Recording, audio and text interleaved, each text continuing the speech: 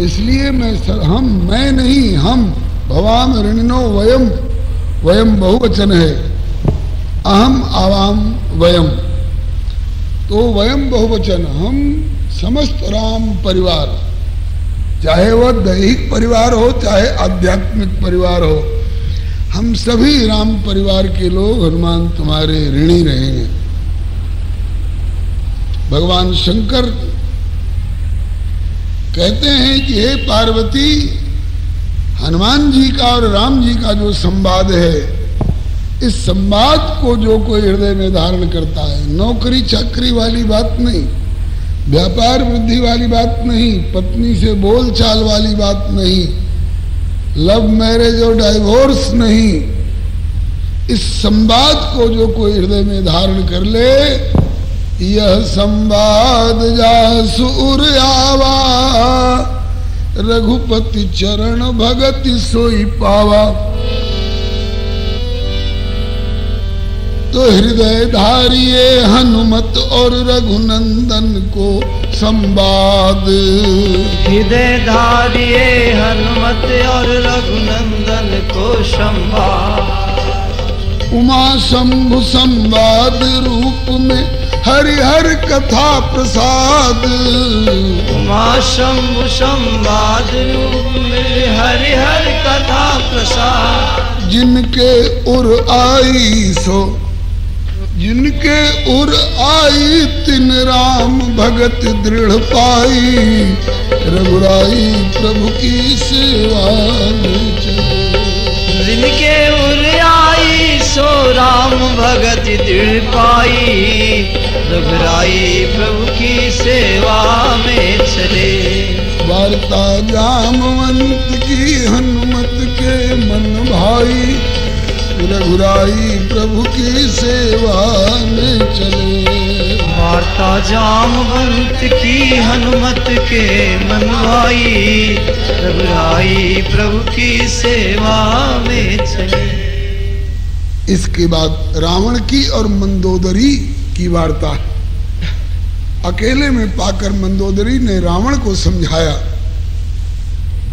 अंदाज कर लीजिए, जिनका एक सिपाही आया और आपकी और आपके देखते देखते आपके लंका की ये दुर्दशा कर डाला, और वो अपनी सारी सेना को लेकर के आ जाएंगे, तब उनके सामने आपकी क्या चलेगी, अब भी समझ जाइए इत्यादि। रावण को मंदोदरी ने अति हित कर दई सलाह, रावण को मंदोदरी ने अति हित कर दई सलाह।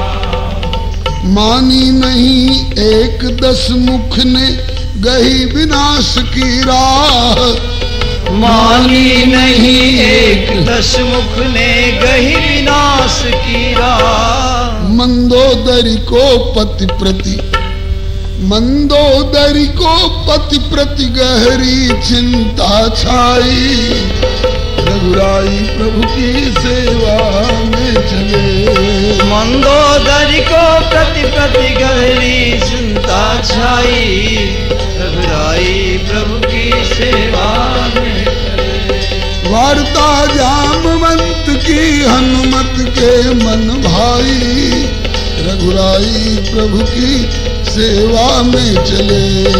वार्ता जामवंत की हनुमत के मन भाई, रघुराई प्रभु की सेवा में चले। इसके बाद वहां निशाचर रही सशंका जबते जार गर गयो कपि लंका, निज निज गृह सब करहि विचारा। सब अपने अपने घर में विचार करने लगे, अब क्या होगा, अब क्या करना चाहिए। लेकिन जब रावण की सभा में अब क्या करना चाहिए वाली बात आई, तो बचन कहीं सब गाल फुलाई। हुजूर, अरे नरकप भाल आहार हमारा, हम तो दिन रात खाते रहते हैं ऐसे ऐसे बानर भालू को, आने दीजिए, सबको पकड़ पकड़ के हम खा जाएंगे। तो वहीं पर शायद रावण का बेटा बैठा था प्रहस्त, कहा कि जब वो नगरी को जला रहा था तो काहे नहीं पकड़ के खा लिए हो। उस समय भूख नहीं थी, क्यों तुम लोगों की नगरी जला दी तुम लोगों के सामने? तो कई बोले कि उस समय तो हम लोग पी के मगन थे, अचेत थे, इसलिए हम लोग बेहोशी में कुछ नहीं कर सके। बोले अब फिर आएंगे तो भी तो पिए हुए रहोगे ना, फिर भी कुछ नहीं कर सकोगे। विभीषण जी ने सलाह दी,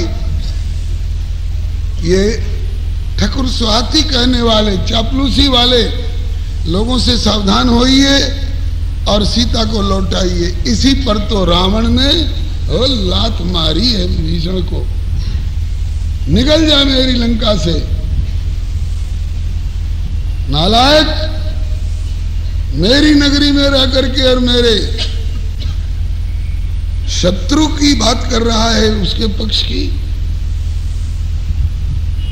विभीषण जी ने कहा, तुम पितु सरिस भले ही मोहि मारा, लेकिन राम भजे हितनाथ तुम्हारा। पिता तुल्य है, बड़े भाई हैं, भले मारा कोई बात नहीं, लेकिन मैं हित की बात कहूंगा। राम का भजन करने में ही आपका हित है। भगवान शंकर कहते हैं कि उमा संत की यह बड़ाई, मंद करत जो करे भलाई। उसके बाद विभीषण जी वहां से चले और ये कह करके चले कि अपने मन से नहीं जा रहा हूं, तुम्हारे द्वारा निष्कासित होकर जा रहा हूं, और बता करके जा रहा हूं, इधर उधर नहीं जा रहा हूं, श्री राम की शरण में जा रहा हूं।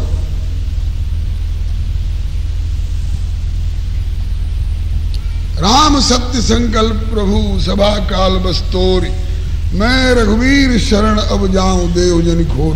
बाद में मेरा दोष मत देना, तुम अपना विनाश अपने करने पर उतारू हो, मैं क्या करूं। सचिव संग ले नवपथ गयो, मंत्रियों को साथ लेकर के गए। कुछ मंत्री विभीषण के पक्ष के भी थे, शायद 4 थे, 4 मंत्री और 5वें विभीषण। राम जी के यहाँ आने के पहले एक बार अपनी माँ के पास गए। माँ, भैया ने लात मारकर मुझे निकाल दिया। माँ ने कहा कोई बात नहीं बेटा, बड़ा भाई है, गम खा के रह जा। कहा कि वो रहने नहीं देगा, कहता कि निकल जा। बोले तब तो जाना ही पड़ेगा। कहाँ जाने की सोच रहे हैं बेटा? बोले कि राम जी की शरण में।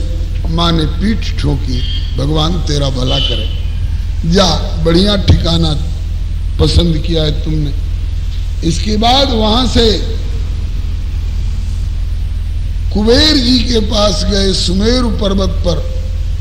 कुबेर जी रावण से भी बड़े भाई हैं। विश्रवा मुनि की 2 पत्नियां थी, इडविडा और कैसिनी अथवा कैकसी। तो इडविडा से कुबेर जी हैं और कैसिनी अथवा कैकसी से ये। विभीषण जी किसी कल्प में सौतेले भाई भी हैं और किसी कल्प में सगे भाई भी हैं। तो सोचा कि जरा बड़का भैया कुबेर जी से भी और पूछ लें। कुबेर जी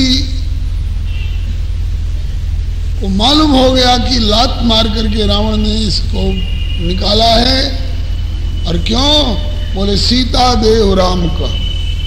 इतना ही कहने पर, और वो भी अपने मन से नहीं, मुनि पुलस्त निज शिष्य सन कही पठई यह बात। बाबा पुलस्त का संदेश सुना दिया, इसी कारण इसको लात मार करके निष्कासित किया है। केवल सलाह देने के कारण विभीषण की ये दुर्दशा हुई है, और मुझसे विभीषण सलाह मांग रहा है कि राम जी की शरण में जाने का विचार है, आप क्या कहते हैं?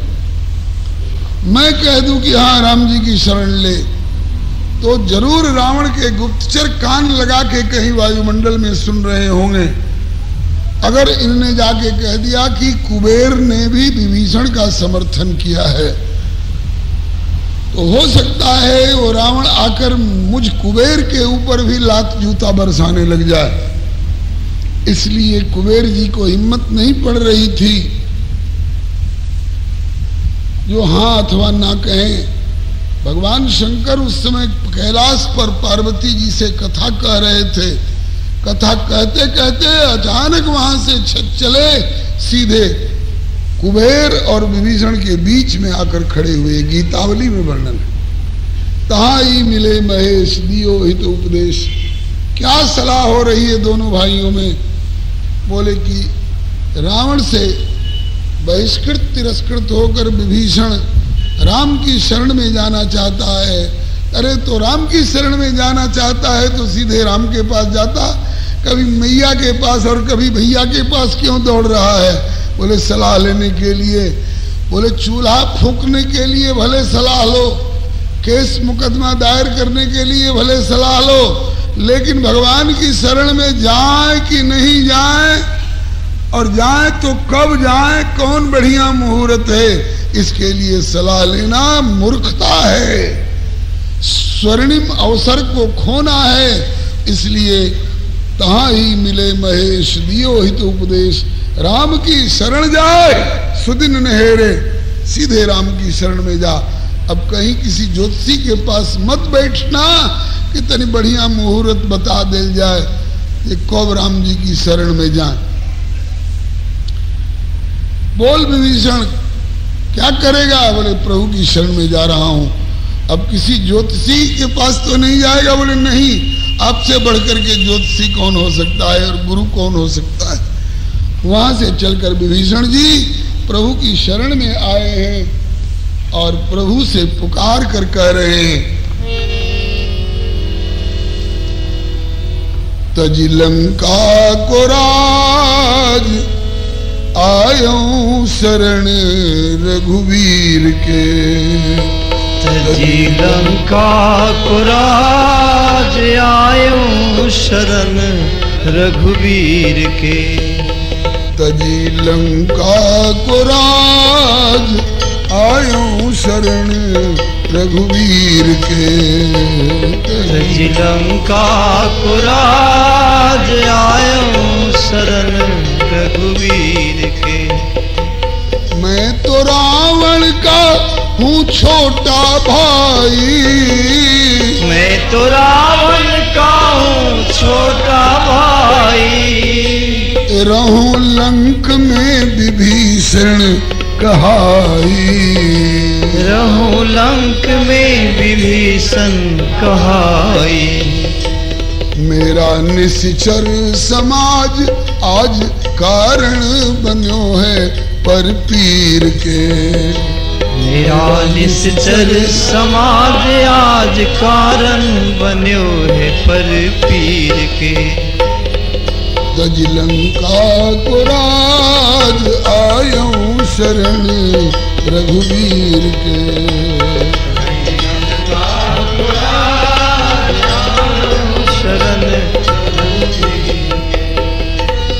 मैं तो अग्रज से गयो हूँ सतायो, मैं तो अग्रज से गयो हूँ सतायो।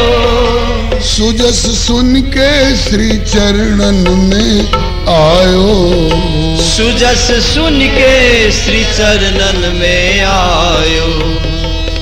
आप दानिन सिर ताज तारक विपत्ति भवभीर के। आप दानिन सिर ताज तारक विपत्ति भवभीर के। तज लंका को राज आयो शरण रघुवीर के। लंका को राज आयो शरण रघुवीर के। प्रभु समरथ शरण्य सकल लोक के। प्रभु समरथ शरण्य सकल लोक के। आप हरता प्रणता रति भय शोक के। आप हरता प्रणता रति भय शोक के। प्रभु गरीब निवाज निर्वाहक न्याव नीर छीर के। प्रभु गरीब निवाज निर्वाहक न्याव नीर छीर के। तज लंका को राज आयो शरण रघुवीर के। लंका को राज आयो शरण रघुवीर के। नाथ मुझको न और कोई ठौर है, नाथ मुझको न और कोई ठौर है। तुम सा समर्थ शरण्य और कौन और है, तुम सा समर्थ शरण्य और कौन है। तुम सा समर्थ दयालु कौन और है, तुम सा समर्थ दयालु कौन ठौर है। राखो विरद की लाज, राखो विरद की लाज, हो सर्वस मुझ जैसे अधीर के। राखो विरद की लाज, हो सर्वस मुझ जैसे अधीर के। तजी लंका को राज, आयो शरण रघुवीर के। लंका को राज, आयो शरण रघुवीर के। शरणागत प्रतिपाल प्रण पारो, शरणागत प्रतिपाल प्रण पारो। गही के बाह मोहि बूढ़त उबारो, गही के बाह मोहि बूरत उबारो। मेरो जीवन जहाज बीच भंवर में अथाह सिंधु नीर के। मेरो जीवन जहाज बीच भंवर में अथाह सिंधु नीर के। तजी लंका को राज, आयो शरण रघुवीर के। तजी लंका को राज, आयो शरण रघुवीर के। शरण नेह निधि नारायण दास जू, शरण नेह निधि नारायण दास जू। शरण नेह निधि नारायण दास जू। शरण नेह निधि नारायण दास जू। अब तो राखहु अपनाए अपने पास जू, अब तो राखो अपनाए अपने पास जू। मन जावे न भाज, मन जावे न भाज, प्रभु के चरणन में रहे नित्य हीर के। मन जावे न भाज, प्रभु के चरणन में रहे नित्य हीर के। मन जावे न भाज, प्रभु के चरणन में रहे नित्य हीर के। मन जावे न भाज, प्रभु के चरणन में रहे नित्य हीर के। तज लंका को राज, आयो शरण रघुवीर के। तजी लंका को राज, आयो शरण रघुवीर। विभीषण प्रभु की शरण में आए। अभी शरणागति वाली चर्चा नहीं कर पाऊंगा, अभी वार्ता की चर्चा चल रही है। सुंदर कांड में सुंदर सुंदर वार्ताएं हैं, तो एक वार्ता यहां भी है। अनुज विभीषण प्रति रावण की अहंकार जुतबानी। अनुज विभीषण की विरध प्रति अहंकार जुतबानी। अनुज विभीषण प्रति रावण की अहंकार जुतबानी। अनुज विभीषण प्रति रावण की अहंकार युद्धवानी। नीति प्रीति युत कहत अनुज परमानत नहीं अभिमानी। नीति प्रीति युत कहत अनुज परमानत नहीं अभिमानी। यद्यपि मुनि पुलस्त की, यद्यपि मुनि पुलस्त की हित कर बात सुनाई। रघुराई प्रभु की सेवा में चले। यद्यपि मुनि पुलस्त हित कर बात सुनाई। रघुराई प्रभु की सेवा में चले। वार्ता जामवंत की हनुमत के मन भाई। रघुराई प्रभु की सेवा में चले। वार्ता जामवंत की हनुमत के मन भाई, रघुराई प्रभु की सेवा में चले।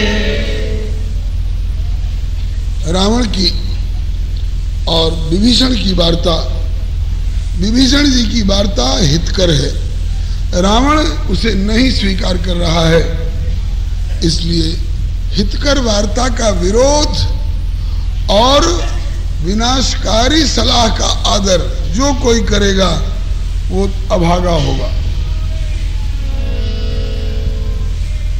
वो स्वामी जी ने एक दोहे में कहा है, हित पर बढ़े विरोध जब, हित पर बढ़े विरोध जब और अनहित पर अनुराग, तुलसी तबही भाल से भभर भागी हैं भाग। रावण अभागा हो गया। भगवान शंकर कमेंट्री दे रहे हैं कि रावण जब ही विभीषण त्यागा, भयो विभो बिन तबही अभागा। अस्तु। उमा शंभु की वार्ता यद्यपि कथा कहत कैलासा, उमा शंभु की वार्ता यद्यपि कथा कहत कैलासा। तजो विभीषण जबहि भयो रावण को सत्यानाशा, तजो विभीषण जबहि भयो रावण को सत्यानाशा। आयो अचल विभीषण, पायो अचल विभीषण राम भगत शरणाई, रघुराई प्रभु की सेवा में चले। पायो अचल विभीषण राम भगत शरणाई, रघुराई प्रभु की सेवा में चले। वार्ता जामवंत की हनुमत के मन भाई, रघुराई प्रभु की सेवा में चले। वार्ता जामवंत की हनुमत के मन भाई, रघुराई प्रभु की सेवा में चले। अपमानित तो हित की कह के आए माए पग लागी, अपमानित तो हित की कह के आए माए पग लागी। लहि सिख आशीष जा कुबेर ढिग रहे हो अनुमति मांगे, लहि सिख आशीष जा कुबेर ढिग रहे अनुमति मांग। तब ही पहुँचित ही शिव, तब ही पहुँचित ही शिव प्रभु पह दिए पठाई, रघुराई प्रभु की सेवा में चले। तभी पहुँचता ही शिव प्रभु पह दिए पठाई, रघुराई प्रभु की सेवा में चले। वार्ता जामवंत की हनुमत के मन भाई, रघुराई प्रभु की सेवा में चले। वार्ता जामवंत की हनुमत के मन भाई, रघुराई प्रभु की सेवा में चले। इसके बाद जब हनुमान जी लौट के आए प्रभु के पास, तो वार्ता कपि सुग्रीव और रघुपति की अति बेजोड़। वार्ता कपि सुग्रीव और रघुपति की अति बेजोड़। वार्ता कपि सुग्रीव और रघुपति की अति बेजोड़। वार्ता कपि सुग्रीव और रघुपति की अति बेजोड़। नीति प्रीति परमार्थ स्वार्थ सब इनको अहे निचोड़।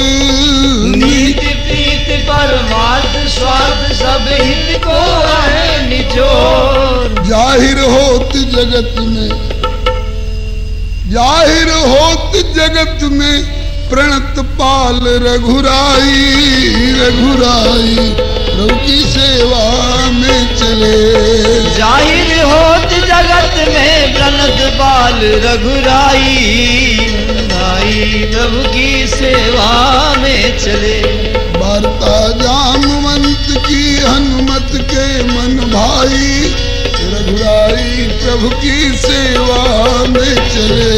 वार्ता जामवंत की हनुमत के मन भाई, रघुराई प्रभु की सेवा में चले।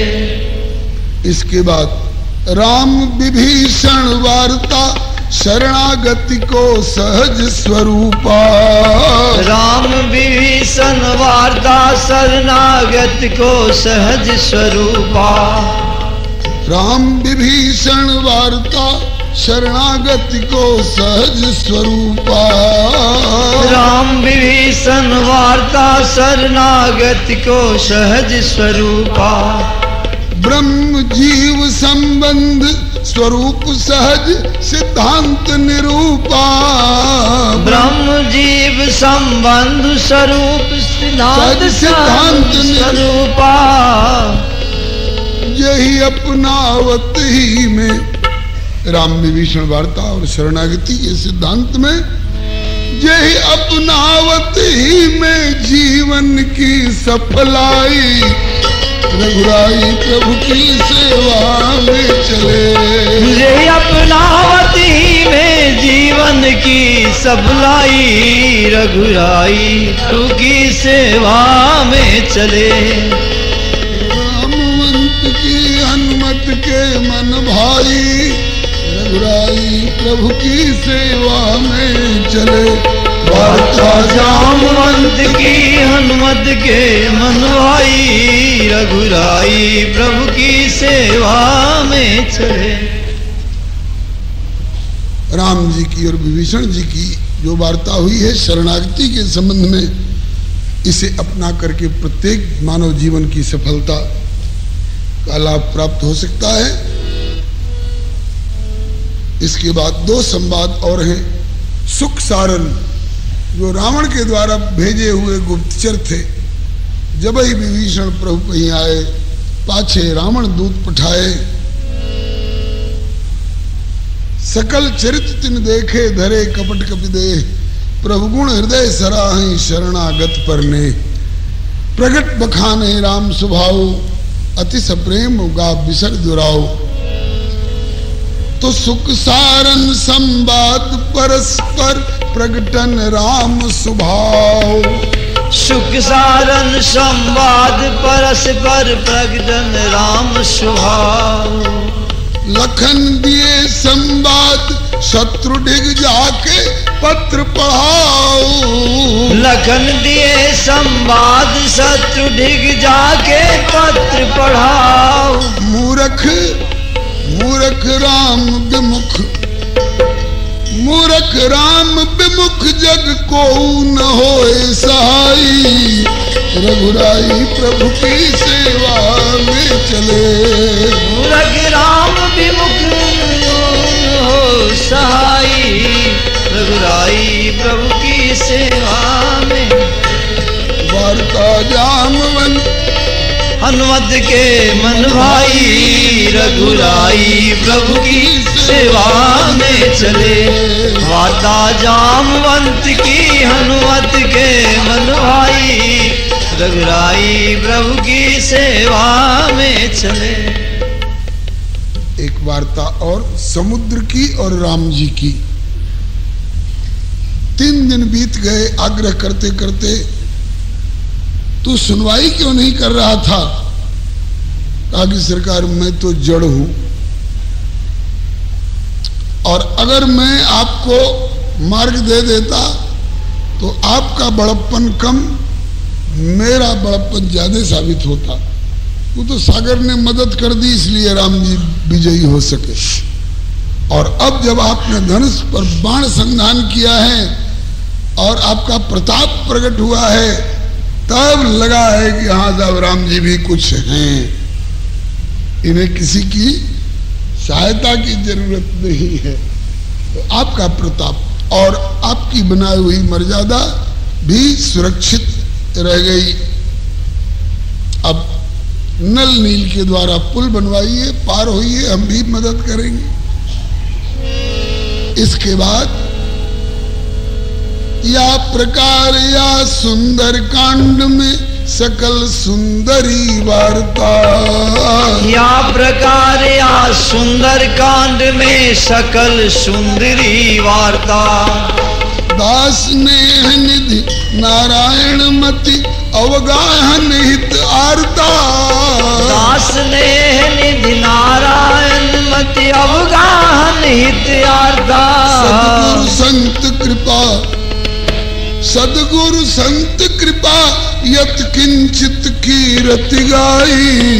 रघुराई प्रभु की सेवा में चले।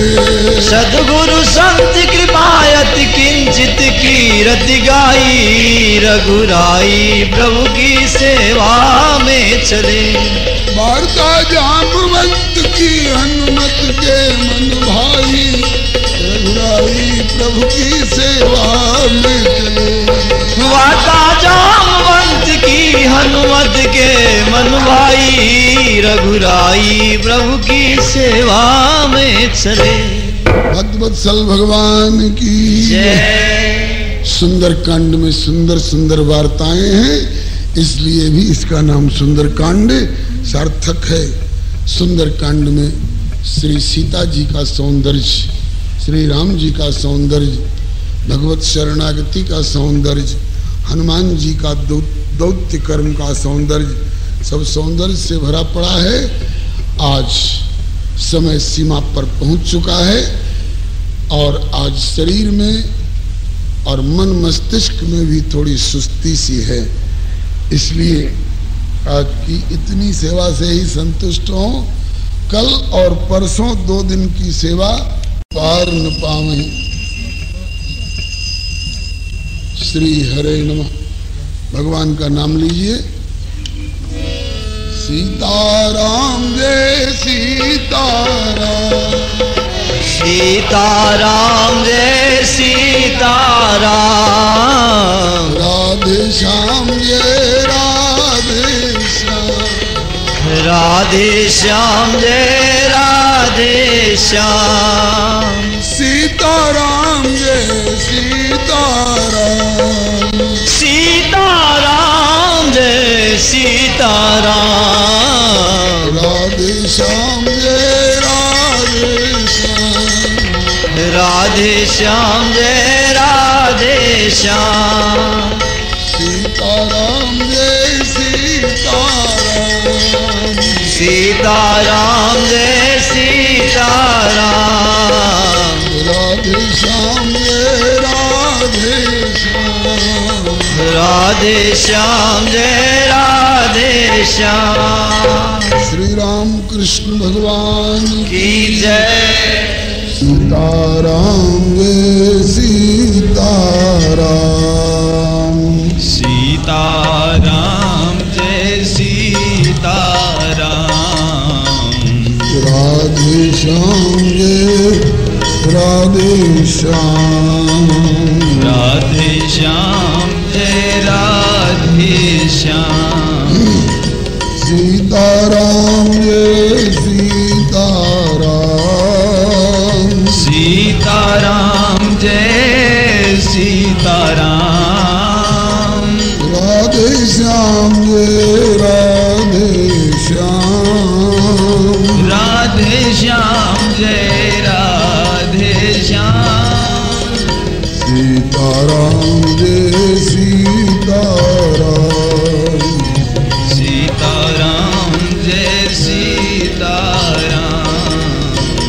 राधे श्याम जय राधे श्याम।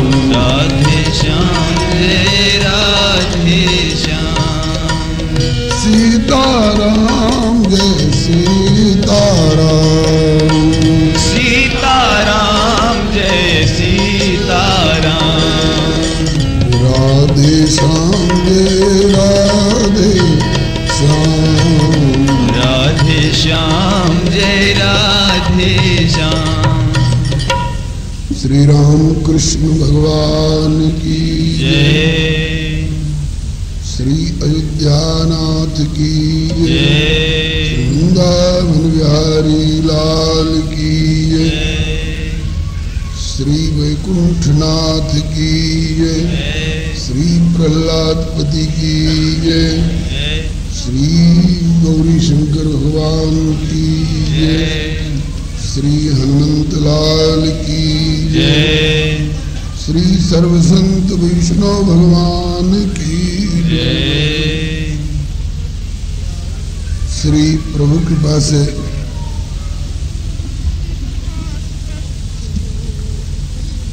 प्राप्त समय का सदुपयोग करने के लिए हम लोग श्री सुंदर कांड की चर्चा कर रहे हैं। सुंदर कांड में एक चर्चा का विषय है, और कांड तो अपने अपने ढंग से, बाल कांड में बाल लीला है प्रभु की, इसलिए नाम सार्थक है। अयोध्या कांड में अयोध्या के उथल पुथल की लीला है, अयोध्या कांड नाम पड़ा। अरण्य कांड, अरण्य माने जंगल, वन की लीला है। किष्किंधा में किष्किंधा क्षेत्र की लीला है। लंका कांड में लंका क्षेत्र की लीला है। उत्तर कांड में सबका उत्तर वह सबसे पश्चात वाला भाग है। सुंदर कांड नाम क्यों पड़ा? इसके औचित्य में आचार्यों ने जैसा बताया है उसके अनुसार हम लोग चर्चा चला रहे हैं। इसमें बताया गया सुंदरे सुंदरी वार्ता। सुंदर कांड में सुंदर सुंदर वार्ताएं हैं। किनकी वार्ता माने बातचीत, आपस में वार्तालाप। सुंदरी सुंदरी वार्ताएं हैं, इसलिए भी सुंदर कांड नाम पड़ा है। किनकी वार्ता किनके साथ हुई है? ये वार्ता जामवंत की हनुमत के मन भाई। जामवंत के वचन सुहाए, सुने हनुमंत हृदय भाई। यहाँ से प्रारंभ करके और सुंदर कांड के विश्राम तक जहाँ जहाँ जिनकी वार्ताएं हुई हैं, उन वार्ताओं में क्या क्या सौंदर्य है, उत्तमता है, ये चर्चा हो चुकी है। अब थोड़ा सा क्रम लेंगे। सुंदरे सुंदरी सीता। सुंदर कांड में श्री सीता जी का चारित्रिक सौंदर्य जो निखर करके आया है, उसमें एक गीत का माध्यम लिया गया था। एक दिन बीच में थोड़ा सा संकेत दिया गया है। सुंदर कांड की सिया, सुंदर प्रभु सुजस को उजागर किया। इस गीत को आज पुनः ले रहे हैं। जहाँ तक व्याख्या हो चुकी है वहाँ तक पारायण बाँचेंगे, और जो बाद का प्रसंग है उनको और थोड़ा व्याख्या में लेंगे।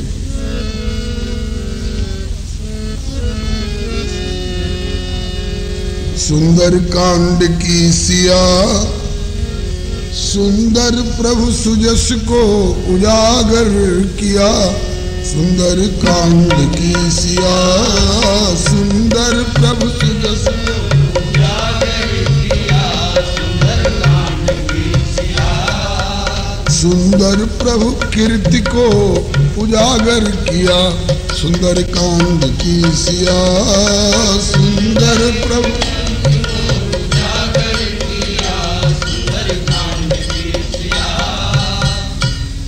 सुंदर कांड की सिया ने प्रभु के सुजस को उजागर किया। उजागर माने प्रकाशित करके सारे जगत के सामने प्रस्तुत किया। कैसे? इसकी भूमिका थोड़ी पहले से लेनी पड़ेगी। घटना शायद अरण्य कांड की है। घटना प्राय अरण्य कांड की है। जब ऋषियों के आश्रम पर पहुंचे प्रभु, तो वर्णन आया है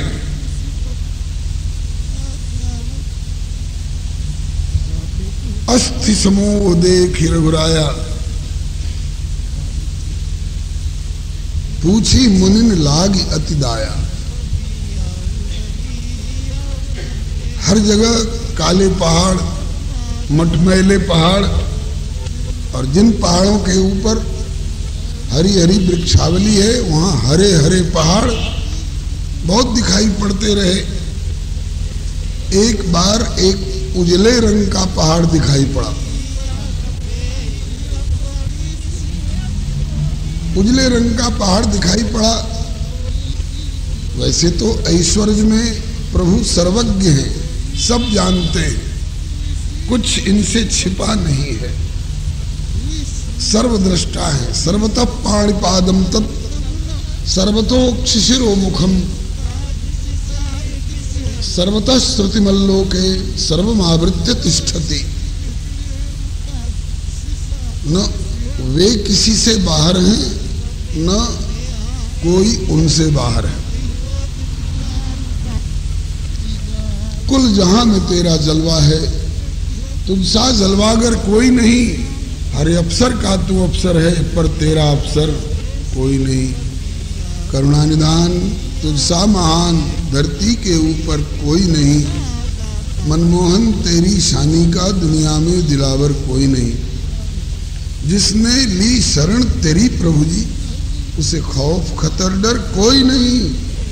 तू सबके अंदर और बाहर है, पर तुझसे बाहर कोई नहीं। चिऊटी के पग पायल बाजे, सो भी साहेब सुनता है, सब उसको पता है ऐश्वर्य में। लेकिन माधुर्य में नरनाट्य के अभिनय मंच पर अगर रावण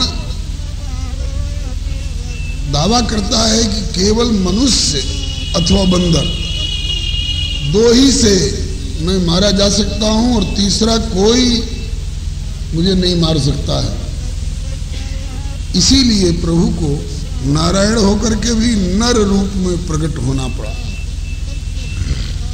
और जब तक रावण को मार नहीं लेते हैं तब तक अपने नारायणत्व को छिपाना पड़ेगा इनको। ऐसा ऐसा अभिनय करना पड़ेगा, ऐसा ऐसा नाटक खेलना पड़ेगा इनको, जिससे कि लोगों को ये लगे, और खास करके रावण को, ये भगवान कैसे मान लूं, जिसकी पत्नी को कोई उठा ले गया। सती जी सब तर्क करने लगी, और कोई उठा भी ले गया तो अगर ये भगवान होते तो भगवान तो सर्वज्ञ होते हैं, फिर सर्वज्ञ को किसी से पूछने की जरूरत क्यों पड़ रही है। अब पूछ भी रहा है तो आदमी से नहीं पूछ रहा है, ये खग मृग और मधुकर से पूछ रहा है तो मनुष्य है। अब मनुष्य में भी पागल मनुष्य, कहते हैं कुछ ढीला हो गया। ऐसा ऐसा नाटक किए हैं, किस लिए? केवल नरगति भगत कृपाल दिखाई। लोग मुझे नर समझें और लोग समझें चाहे ना समझें, लेकिन रावण कम से कम मुझे नर ही समझे। इसलिए अपने भगवत्ता को छिपाने की बहुत कोशिश की है, कहीं कहीं प्रकट भी किए हैं। जटायु जी के यहाँ अपनी भगवत्ता को प्रकट किए हैं।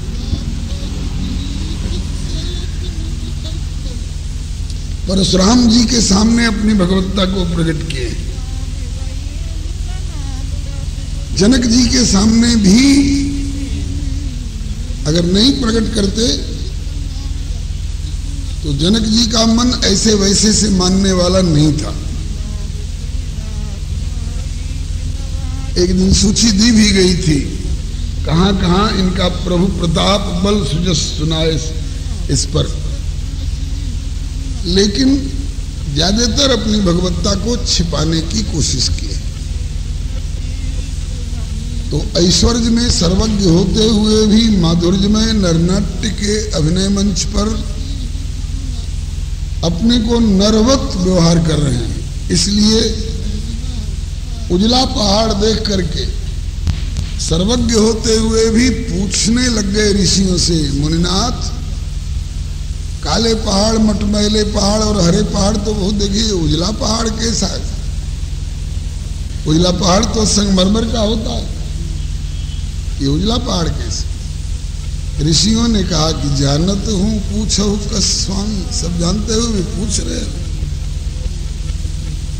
ये पहाड़ नहीं है नाथ, तो ये इतना ढेर, बोले कि निश्चर निकर सकल मुनि खाए, सुनि रघुवीर नैन जल छाए। राक्षसों ने मुनियों को मारा है, आराम से उनको खा लिए हैं और उनकी हड्डी को गड्ढे में नहीं डाला है, नदी में नहीं डाला है, तालाब में नहीं डाला है, एक जगह इकट्ठा करके। किस लिए? जो बाकी ऋषि, बाकी मुनि लोग हैं, उन लोगों की छाती पर कोदो धरने के लिए कि देखो हम लोग कितने समर्थ हैं, जिसको चाहे मार डालें, जिसको चाहे खा लें। अब यहां पर एक प्रश्न होता है कि भाई मुनियों को खा गए तो प्रभु ने उनकी रक्षा क्यों नहीं की? तो कहते हैं कि उनमें कई तरह के लोग होते हैं। जो सही अर्थ में ऋषि हैं और जो सही अर्थ में मुनि हैं, उनकी ओर तो आंख उठाकर ताकने की भी हिम्मत नहीं पड़ सकती है। उसी जंगल में अगस्त जी थे, था किसी राक्षस का कलेजा जो अगस्त जी को जाए पकड़ के खा ले। वहीं सर्वंग जी थे, क्यों नहीं किसी ने पकड़ लिया और खा लिया। वहीं मतंग जी थे, क्यों नहीं किसी ने पकड़ लिया और खा लिया। वहीं सुतीक्ष्ण जी भी थे, क्यों नहीं किसी ने पकड़ लिया और खा लिया। उनका अपना भजन तेज है। ऐसे लोगों के लिए लिखा है कि न प्रेतो न पिशाचो वा राक्षसो वा स्वरूपी वा भक्ति युक्त मनस्का नाम स्पर्शने न प्रभुर भवे।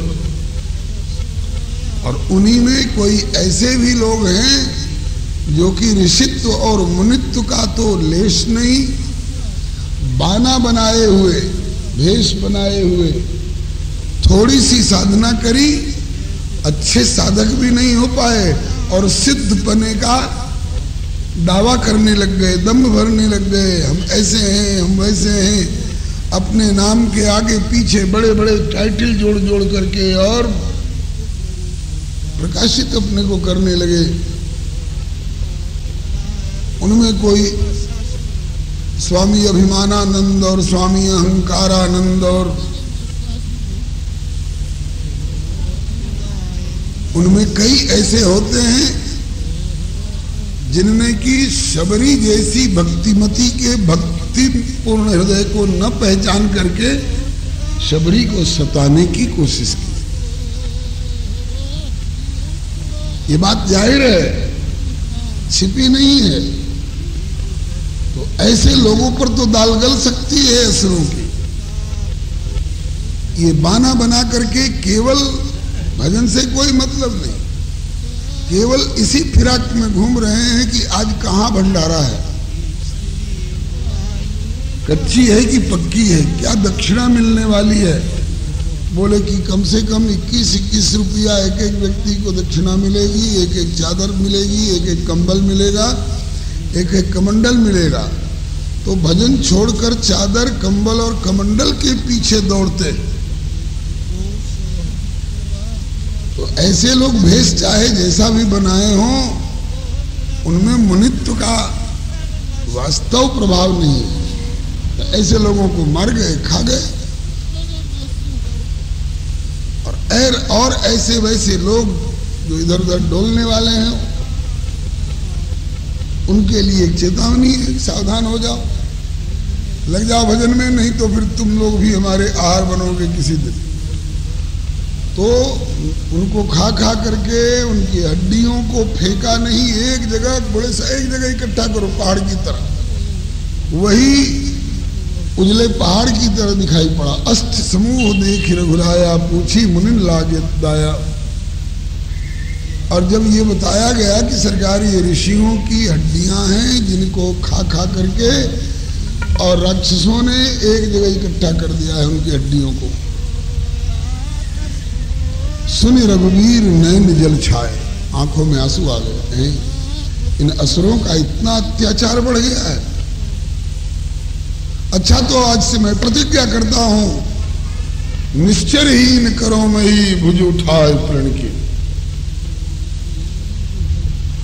ऊपर भुजा उठा करके कह रहा हूं, ऋषियों की सभा में बोल रहा हूं, ब्राह्मणों की सभा में बोल रहा हूं, पृथ्वी को निशाचर से रहित कर दूंगा। जो प्रतिज्ञा प्रभु ने की वहीं श्री किशोरी जी ने तुरंत प्रभु की कलाई पकड़ी और कहा कि नाथ ये क्या बोल गए आप? हम क्या कहने जा रहे हैं? ध्यान है, सीता का सौंदर्य, ये सौंदर्य बाहर वाला वह तो अपनी जगह पर है ही,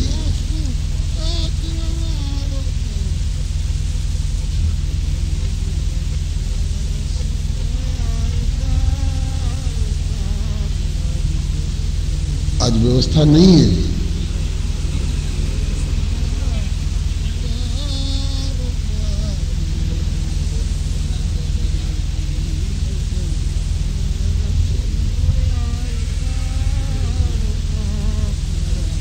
ये लोग समझती हैं कि हम बीच में भी जा करके फूल चढ़ा देंगे तो ज्यादा पुण्य हो जाएगा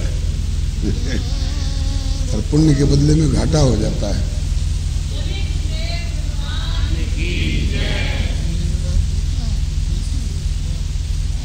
श्री किशोरी जी का सौंदर्य, ये चारित्रिक सौंदर्य, नैतिक भावनात्मक सौंदर्य अपने तो संभली हुई हैं, प्रभु को भी संभालने की कोशिश करती है। प्रभु मूर्तिमान सौंदर्य हैं, मालूम है कि नहीं? जिनके रोम रोम प्रति अंग अंग परवारिये ही कोटि कोटि शतकाम,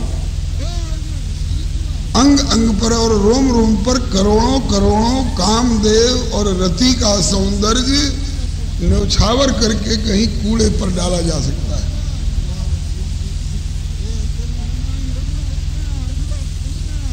लेकिन ये श्री राम है और श्री सिया जी क्या है? बोले सुंदरता का सुंदर करई, मूर्तिमान सौंदर्य को भी सौंदर्य प्रदान करने वाली है।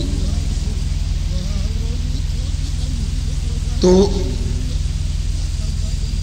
जब रघुनंदन ने प्रतिज्ञा की कि निश्चरहीन करो मही, तो श्री किशोरी जी ने हाथ पकड़ करके प्रभु से कहा कि नाथ ये क्या बोल गए? रघुनंदन ने कहा क्या, क्यों कुछ अनुचित निकल गया क्या? कहा बुरा मत मानिएगा, मैं शिक्षा नहीं दे रही हूं, स्मारये, बड़ों से सुनी हुई शास्त्र की बात को स्मरण दिला रही हूं। आप सब जानते हैं, आपको शिक्षा देने का अधिकार मुझको कहां है? स्मारये न तो शिक्षाए, मैं आपको शिक्षा नहीं दे रही हूं, केवल स्मरण दिला रही हूं। मैंने सुना है गुरुजनों की सभा में, शास्त्र विचार की गोष्ठी में, कि 3 दोष ऐसे भयंकर दोष हैं कि महान से महान व्यक्ति की उज्जवल से उज्जवल कीर्ति को कलंकित कर देती है, दाग लगा देती है चरित्र में। ये 3 दोष कौन कौन? पहला, असत्य भाषण, वस्तु स्थिति कुछ और हो और हम कुछ और उसको व्यक्त कर रहे हैं। शंख उजला होता है और हम बहुमत बटोर करके और साबित करने की कोशिश करें कि नहीं साहब, शंख काला होता है।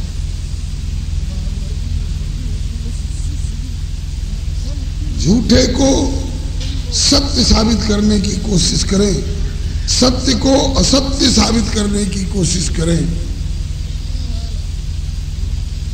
तो ये पहला दोष असत्य भाषण। कितना भी महान से महान व्यक्ति हो, अगर असत्य का सहारा ले ले तो कौड़ी का 3 हो जाएगा, उसका कोई विश्वास नहीं करेगा। दुनिया भर के सारे पातक पुंज उसके सिर पर सवार हो जाएंगे। नहीं असत्य सम पातक पुंजा, गिरसम हो की कोटिक गुंजा।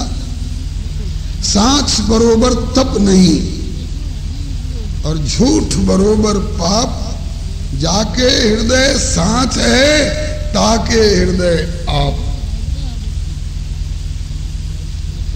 तो पहला दोष है असत्य भाषण, जो महान से महान व्यक्ति के उज्जवल से उज्जवल कीर्ति को कलंकित कर देने वाला है, दाग लगा देने वाला है। दूसरा दोष पर नारी, पराई स्त्री के प्रति अपनी विवाहिता पत्नी के अतिरिक्त और किसी भी नारी से, नारी के प्रति कुदृष्टि, कुभाव और कुकर्म। पहला दोष असत्य भाषण, दूसरा पर नारी, और तीसरा बिना वैरेण रौद्रता, बिना किसी की गलती के अचानक उस पर रोष करके और उसका विनाश करने पर उतारू हो जाना। तो नाथ, अब तक इन 3 में से एक भी दोष आप में नहीं थे। आज भी असत्य भाषण आप में नहीं है, पर नारी दोष भी आप में नहीं है, किंतु अकारण क्रोध, बिना वैरेण रौद्रता वाला दोष अब तक तो नहीं था, लेकिन आज उपस्थित होकर के आपकी कीर्ति में दाग लगाने जा रहा है। कैसे? तो कहा कि जिन राक्षसों को निस्त नाबूद कर देने के लिए आपने प्रतिज्ञा कर ली है निश्चरहीन करो में ही, उन निश्चरों ने आपका व्यक्तिगत रूप में क्या बिगाड़ा है? कहा कि मेरा कुछ नहीं बिगाड़ा है, लेकिन ये ऋषियों को मार मार करके, मुनियों को मार मार करके खा रहे हैं, और ये लोग हमारी शरण में आकर आंसू बहा रहे हैं। इनके आंसू को देख करके, इनकी पीड़ा को देख करके उन उत्पीड़क असुरों को मारने की मैंने प्रतिज्ञा कर ली, तो इसमें क्या गलत हो गया? श्री किशोरी जी ने कहा कि नाथ, एक बार उन असुरों को बुला करके पूछ तो लेते कि तुम लोग क्यों इनको मारते हो, क्यों इनको खाते हो? आप राजा की हैसियत से फैसला करने जा रहे हैं या भगवान की हैसियत से फैसला करने जा रहे हैं? तो भगवान की हैसियत से अगर फैसला करने जा रहे हैं तो ईश दे फल हृदय विचारी,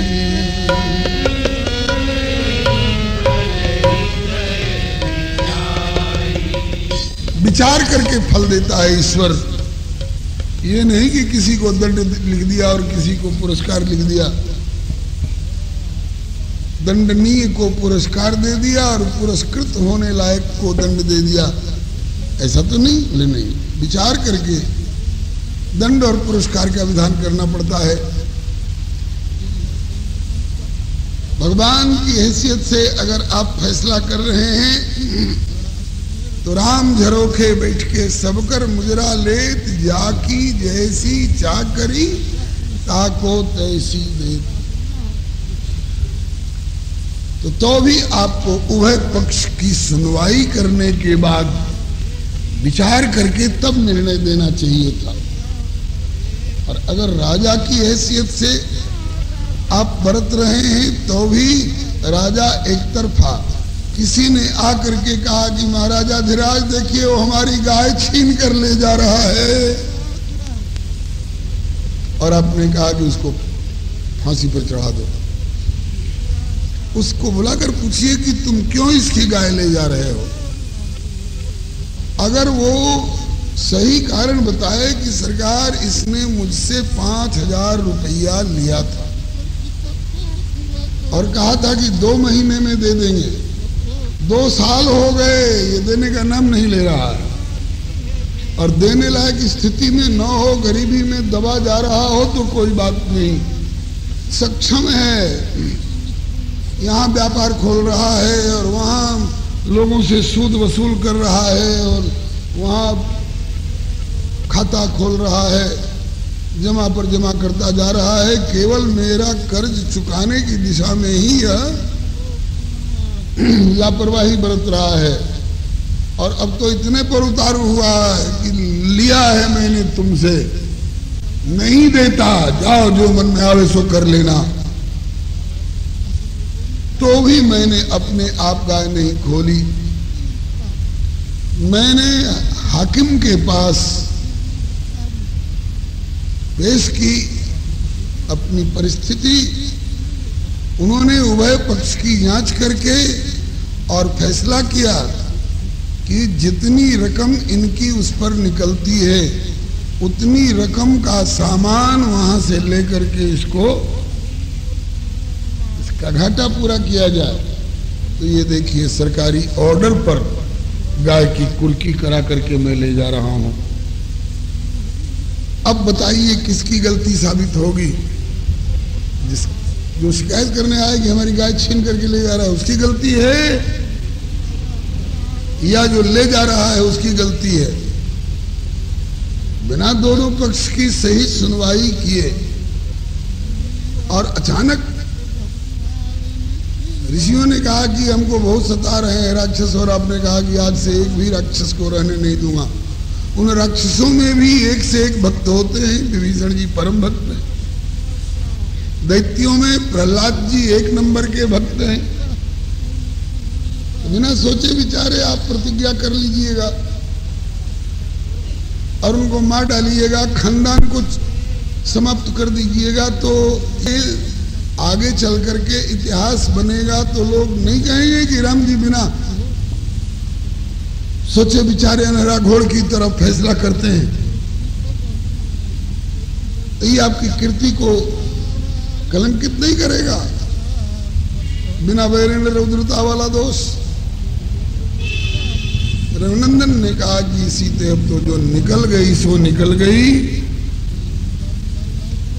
मैं जो प्रतिज्ञा किया करता हूं, रामो द्विर नाभिभाषते, राम 2 बार नहीं बोला करते, एक बार जो बोल दिया सो बोल दिया। और वो भी ऋषि मुनि और ब्राह्मणों के लिए, इनके बीच में, और वो भी ऊपर हाथ उठा करके प्रतिज्ञा की है अभयदान देते हुए।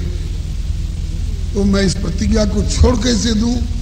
कहा कि छोड़ भी नहीं सकते हैं। प्रतिज्ञा अगर पूरी नहीं करिएगा, अगर प्रतिज्ञा पूरी करिएगा तो बिना वैरेण रौद्रता वाला दोष आपके कीर्ति पताका को परदाग लगाएगा, और अगर प्रतिज्ञा करके पूरी नहीं करते हैं तो असत्य भाषण का दोष